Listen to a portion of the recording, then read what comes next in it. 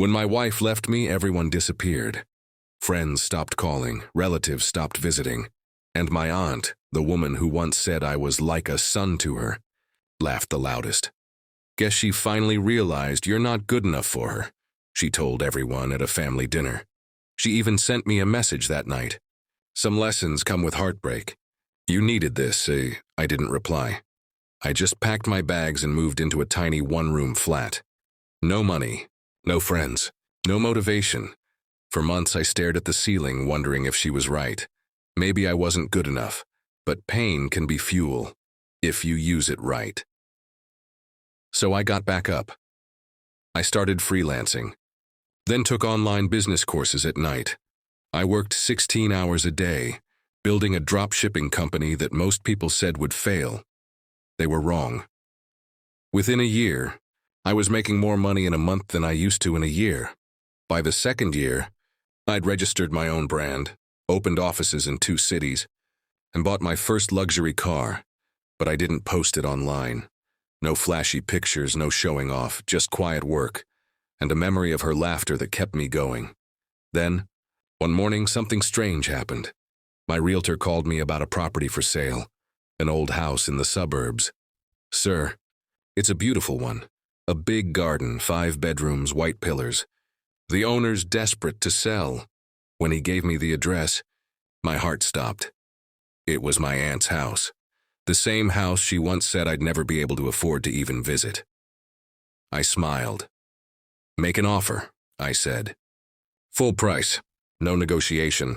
Within 2 days, the papers were ready. She didn't even know who the buyer was. She just wanted cash fast because her husband had gone bankrupt. When she came to sign the final documents at the office, I was sitting in the chair opposite her. Her eyes widened the second she saw me.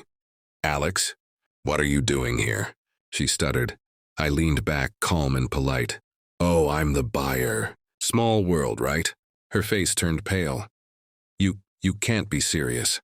Oh, but I am, I said, handing her the pen. You said I'd never own anything nice. Now, technically, I own your house. The lawyer coughed awkwardly, and she just froze. No more sarcasm, no more fake superiority.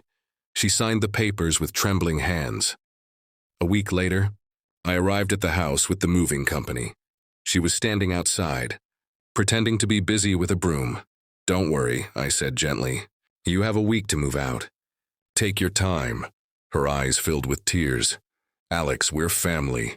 You wouldn't really, I interrupted softly. Family doesn't laugh when you're broken. She didn't say another word. When she finally left, I stood in that big empty house, the same one where she once told my ex-wife, maybe you should find someone who can actually afford you.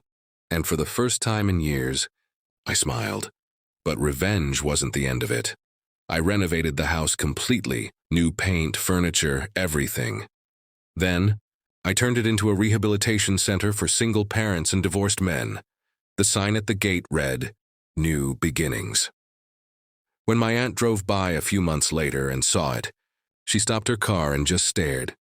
She didn't know whether to feel proud or ashamed.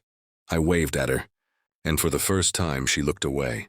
That night, I sat on the same porch where she once mocked me, and realized something powerful. The sweetest revenge isn't about payback. It's about proving that you never needed their approval to begin with. Today, that center helps dozens of people rebuild their lives, just like I rebuilt mine. And whenever I hear someone laugh at another's failure, I smile quietly. Because I know how it feels, and I know what it takes to rise above it. The next time I saw my aunt, she tried to act normal. Oh, Alex, you look so happy now. I always knew you'd do well. I just smiled and said, yeah, you helped more than you think.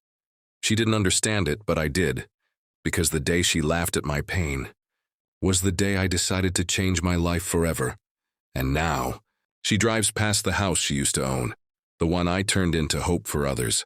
That's my revenge. Quiet, kind, and unforgettable.